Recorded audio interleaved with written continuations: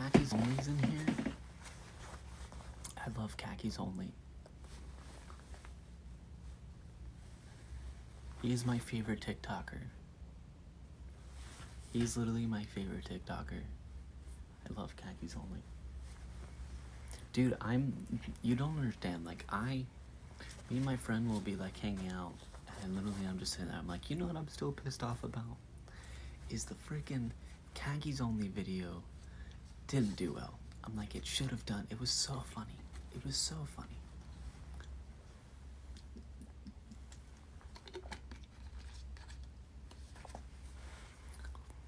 What do I use for hair? Women's conditioner. I use women's conditioner.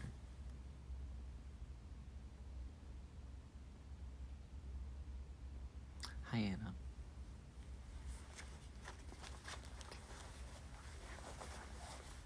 See, I feel like this needs to be more official.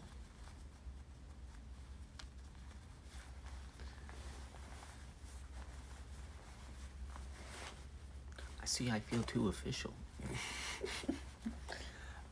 We still have a few minutes until I start reading. How was everyone's day?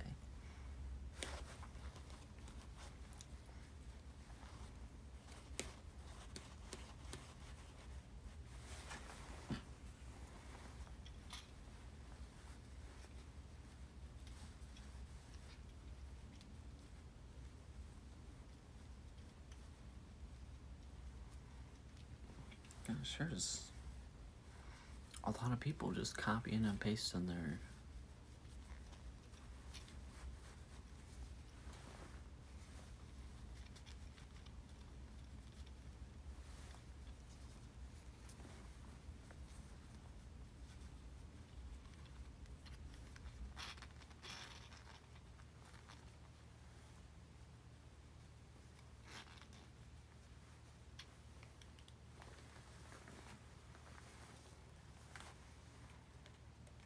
Anyways, I'm a Leo.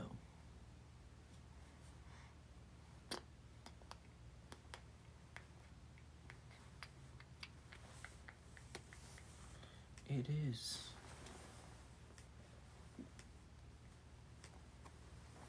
11:03. Can't you see?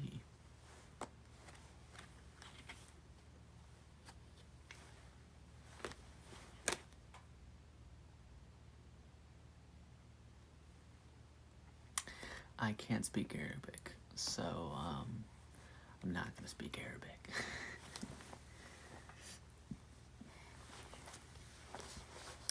Thank you, Morgan.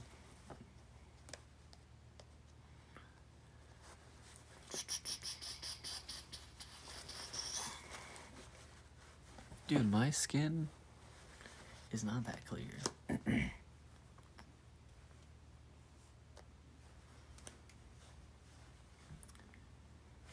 It is 11:04.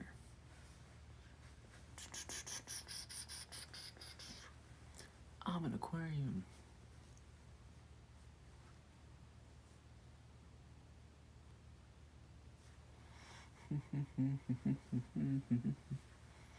Do-do-do. Do-do-do-do. 30 seconds.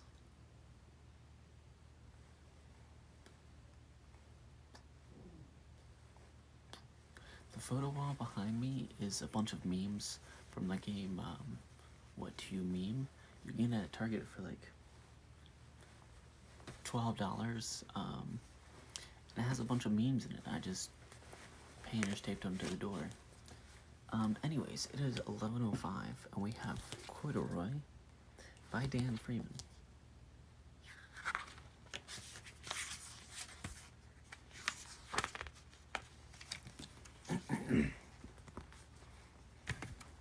The store was always filled with shoppers, buying all sorts of things, but no one ever seemed to want a small bear in green overalls. Then one morning a little girl stopped and looked straight into Corduroy's bright eyes. "Oh, Mommy," she said, "look, there's the bear I've always wanted." "Not today, dear," her mother said. "I've spent too much already. Besides, he doesn't look new. He lost the button on one of his shoulder straps."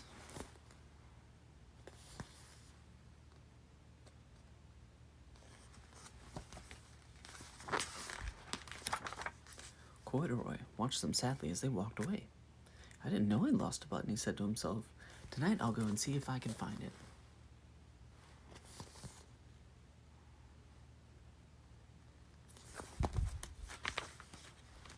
Late that evening, when all the shoppers had gone and the doors were shut and locked, Corduroy climbed carefully down from his shelf and began searching everywhere on the floor for his lost button.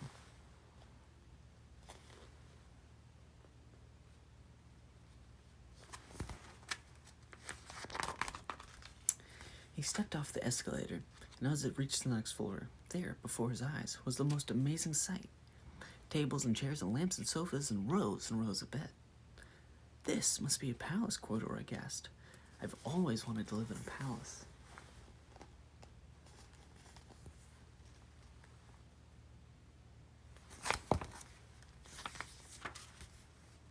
He wandered around admiring the furniture. This must be a bed, he said. I've always wanted to sleep in a bed. And he crawled onto the large, thick mattress. All at once he noticed something small and round. Why, here's my button, he cried. He tried to pick it up, but like all the other buttons on the mattress, it was tied down tight.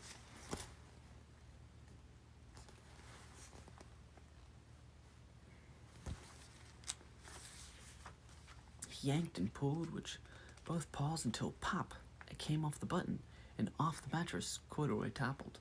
Bang, into a tall floor lamp. It fell over with a crash.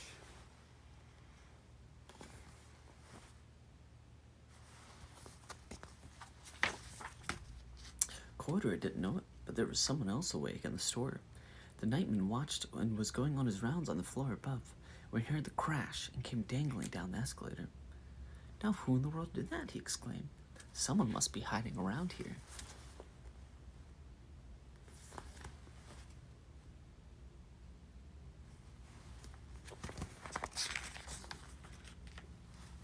He flashed his light under the roof and over sofas and beds until he came to the biggest bed of all.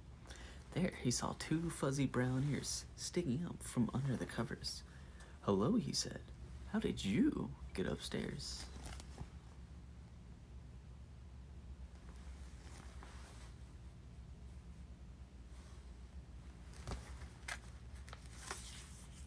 The watchman took Corduroy under his arm and carried him down the escalator, set him on the shelf with the toy department and all the other animals and dolls.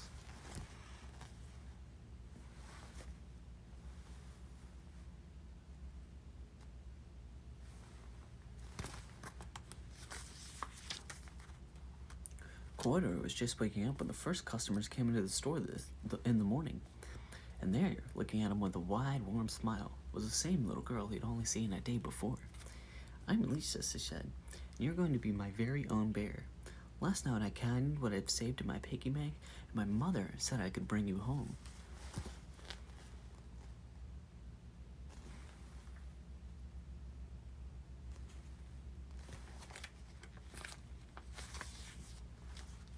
Shall I put him in a box for you? The sales lady asked. Oh, no, thank you, Lisa answered. She carried Corduroy home in her arms. She ran all the way up 4 flights of stairs into her family's apartment and straight into her room.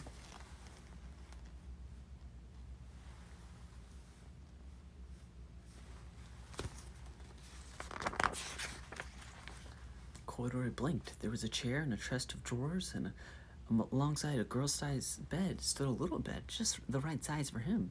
There was a small, nothing like that enormous palace in the department store. This must be home, he said. I know I've always wanted a home. Lisa sat down with Corduroy in her lap and he began to sew a button on his overalls. I like you the way you are, she said, but you'll be more comfortable with your shoulder strap fastened.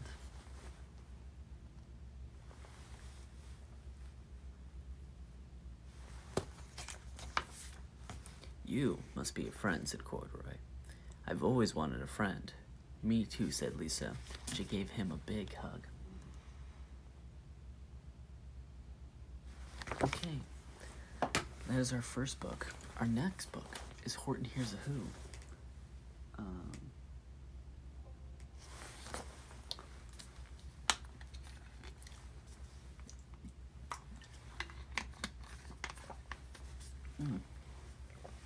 By Dr. Seuss.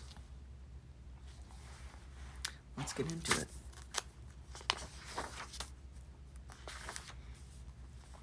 On the 15th of May, in the jungle of Knoll, in the heating of the day, in the cool of the pool, the splashing and enjoying the jungle great joys, was Horton the elephant. Heard a very small noise.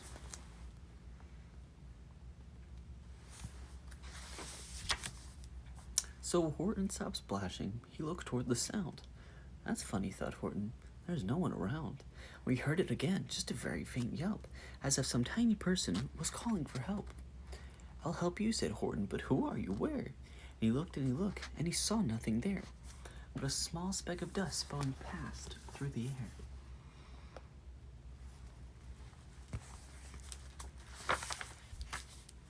I say, murmured Horton, I've never heard tell of a small speck of dust that was able to yell. So you know what I think? I think there must be someone on top of this small speck of dust. Some sort of creature of very small size, too small to be seen by an elephant's eyes.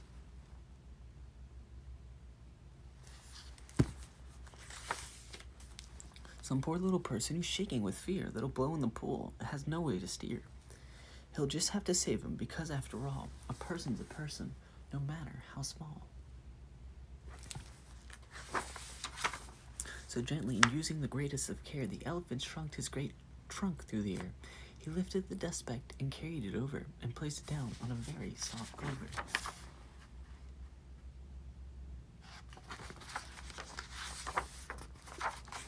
Humped a voice. 'Twas a sour kangaroo, and the young kangaroo in her pouch said, too. Why, that speck is so small as the head of a pin. A person on that, why, there has never been.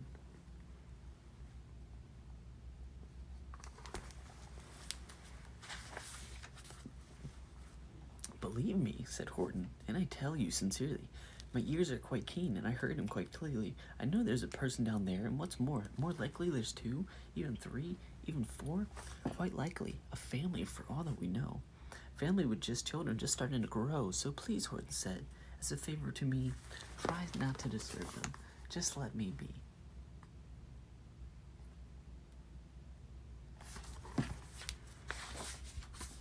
I think you're a fool, laughed the sour kangaroo, and the young kangaroo in her pouch said, Me too. You're the biggest blame fool in the jungle of Knoll, and the kangaroo plunged into the cool of the pool. What terrible splashing, the elephant frowned. I can't let my very small persons get drowned. I've got to protect them. I'm bigger than they. So he plucked up the covert and hustled away.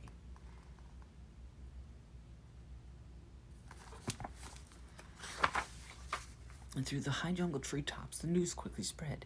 He talks to a dust speck, he's out of his head. We look at him walk with that speck on that flower, so Horton walked worrying almost an hour. Should I put this speck down? Horton thought with alarm. If I do, these small persons might come to great harm. I can't put it down, and I won't. After all, a person's a person, no matter how small.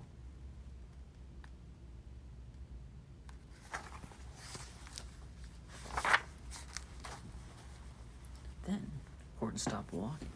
The small speck was talking.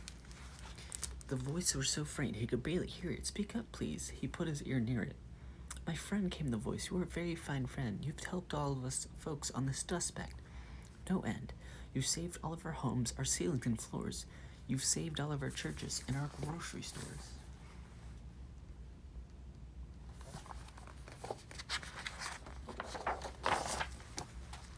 You mean, Horton gasped, you have buildings there too? Yes, piped the voice. We most certainly do. I know, called the voice. I'm too small to be seen, but I'm the mayor of this town that is friendly and clean. Our buildings to you would seem terribly small, but to us who aren't big, they are wonderfully tall. My town is called Whoville, for I am a Who, and we Whos are all thankful and grateful for you. So Horton called back to the mayor of the town. You're safe now. Don't worry. I won't let you down.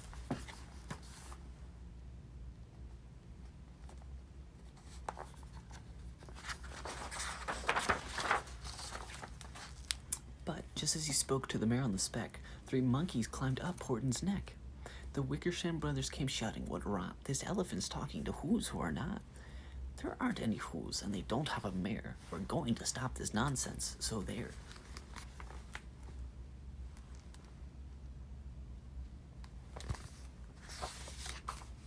They snatched Horton's clover. They carried it off to a black-bottomed eagle named Vladignov.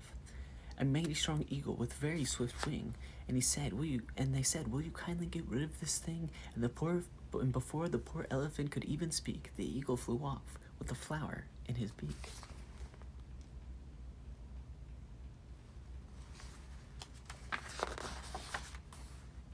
All late afternoon and far into the night, that black-bottomed bird flapped his wings in fast fight, while Horton chased after with groans over stones. What that tattered his toenails and battered his bones, and begged, please don't do any harm to my little folks, who's so much the right to live as us bigger folks do. But far, far beyond him, that eagle kept flapping, and over his shoulder called back, quit your yapping. I'll fly through the night, I'm a bird, I don't mind it, and I'll hide this tomorrow where you'll never find it.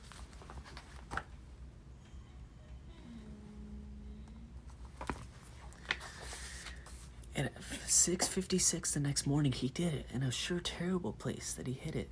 He let that small clover drop somewhere inside of a great patch of clovers 100 miles wide. Fine that, sneered the bird, but I think you will fail, and he left with the flip of his black-bottomed tail.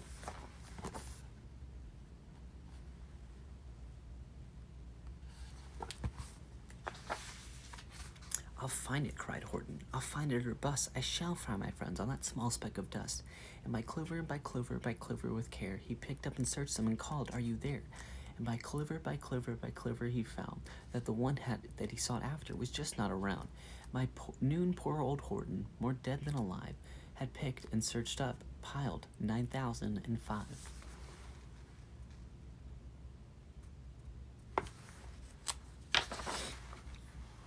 Then on through the afternoon, hour after hour, till he found them at last on the 3,000,000th flower. My friends, cried the elephant, tell me, do tell, are you safe, are you sound, are you whole, are you well?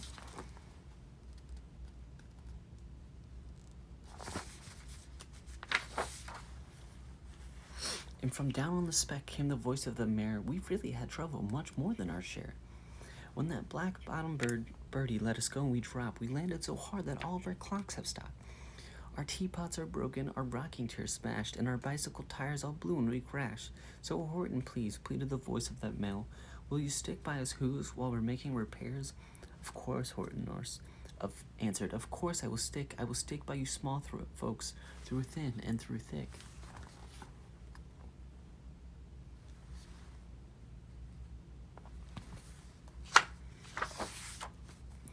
Humped the voice. For almost 2 days you've been wild and insisted on chatterings with persons who've never existed. That's carrying ons in our peaceful old jungle. We've had quite enough of your bellowing bungle. And I'm here to state, snapped the big kangaroo, that your silly nonsensical game is all through. And the young kangaroo in her pouch said, me too.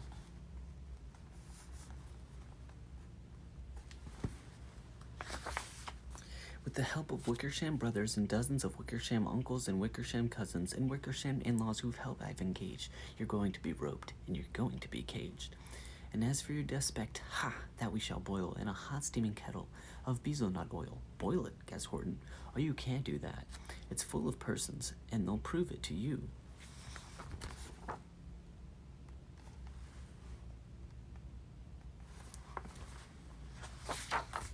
Mr. Mayor, called Horton, Mr. Mayor, you've got to prove now that you are really there, so call a big meeting, get everyone out. Make every who holler, make every who shout, make every who scream, and if you don't, every who is going to end up in bezelnut stew.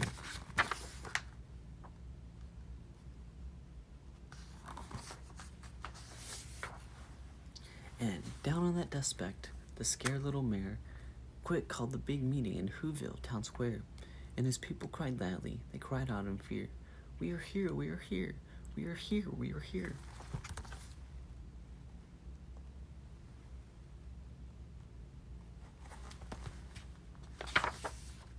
That elephant smiled. That was clear as a bell. You kangaroo surely heard that very well. All I heard, snapped the big kangaroo, was the breeze and the faint sound of the wind coming in the far distant trees. I heard no small voices, and you didn't either. And the young kangaroo in her pouch said, me neither.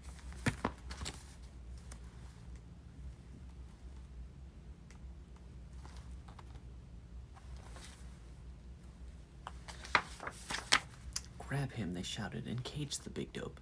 Lasso his stomach with 10 miles of rope. Tie the knight's knots so tight he'll never shake loose, then dump him in a dumb speck of bezelnut juice. Horton fought back with great vigor and vim, but the Wickersham gang was too many for him. They beat him, they mauled him, they started to haul him into a cage, but he managed to call to the mayor, "Don't give up, I believe in you all. A person's a person, no matter how small. And a very small person shall not have to die. For make yourself heard, come on, you must try."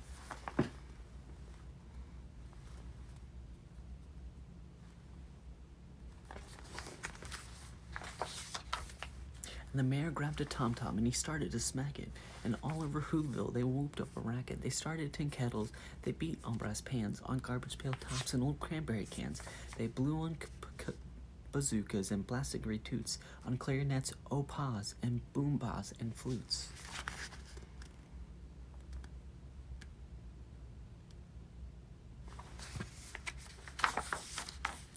Great gust of loud racket rang high through the air. They rattled and shook the whole sky, and the mayor called up through the howling mad hallaboo. "Hey, Horton's how's this? Is our sound coming through?" And Horton called back, "I can hear it just fine, but the kangaroo's ears aren't as quite strong as mine. They don't hear a thing. Are you sure all of your boys are doing the best? Are they making all the noise? And are you sure every Whoville down in Whoville is working? Quick, look through your town. Is everyone shirking?"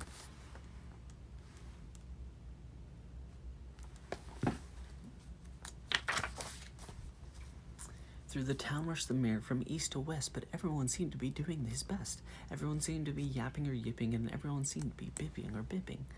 And if it wasn't enough, all this ruckus and roar, he had to find someone who was helping him make more. He raced through each building and he searched floor to floor.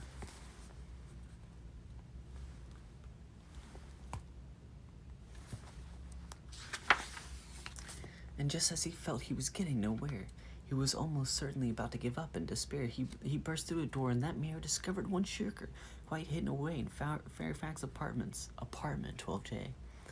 A very small shirker named Jojo was standing outside, just bouncing a yo-yo, not making a sound, not a yip or a chirp, and the mayor rushed inside and grabbed the young twerp.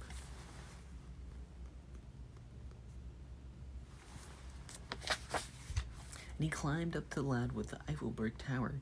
"This," cried the mayor, "is your town's darkest hour. And time for all who's of blood that is red. You've got to aid their country," he said. "We've got to make noises in great amounts, so open your mouth, lad, for every voice counts." Thus he spoke as he climbed. When he tried to get to the top, the lad cleared his throat, and he shouted, "Yop."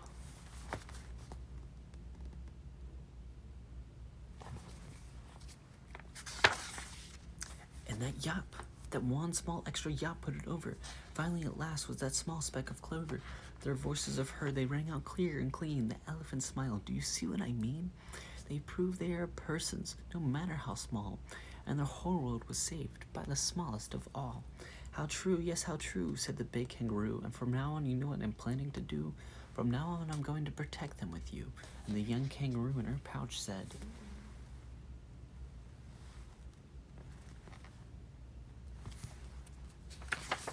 "Me too. And from sun in the summer, from rain when it's fallish, I'm going to protect them, no matter how smallish." Okay, that is the end of our second book.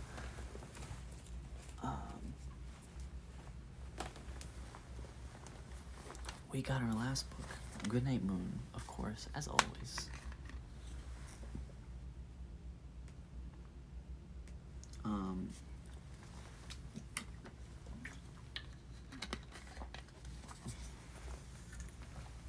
Okay, of course, as always, please subscribe to The Trying Times. We're at 3.49K. Can we get to 3.5? Can we at least get 10 subscribers tonight? That'd be sick. I promise we're funny, but I'm gonna read our next book, JoJo Is Not Here, Goodnight Moon, by my great aunt, Miss Margaret Wise Brown. In the great red room, there was a telephone, and a red balloon, and a picture of the cow jumping over the moon. And there were 3 little bears sitting in chairs, and 2 little kittens, and a pair of mittens, and a little toy house, and a young mouse, and a comb and a brush, and a bowl full of mush, and a quiet old lady who's whispering hush. Good night, room. Good night, moon. Good night, cow jumping over the moon. The JoJo Eaton page. Good night, light, and the red balloon. Good night, bears. Good night, chairs. Good night, kittens, and good night, mittens. Good night, clocks, and good night, socks.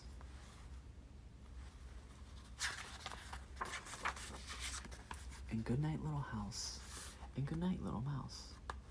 I'm getting this soon. I promise. It's happening. It's happening. I promise it's happening. Good night, comb, and good night, brush.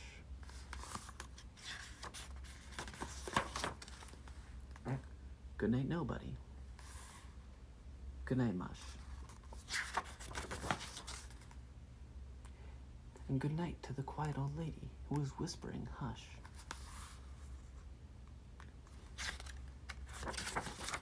Good night, stars. Good night, air. Good night, nobody. Oh, wait. Why did I say good night, nobody? And good night. What is the last line? Good night noises everywhere. I don't know why I just forgot the last line. My brain is tired. But I love you guys. Thank you for coming tonight. Did we get 10 subs?